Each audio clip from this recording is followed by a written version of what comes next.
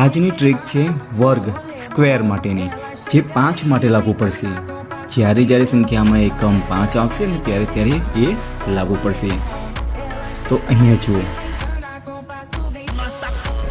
15માં જે પહેલા 5 હોય એ બધાના 25 તો આવી જ જશે. તો 1 2 2, 2 3 6, 625 આવી ગયો જવાબ. 3 ચોક 12, 1225.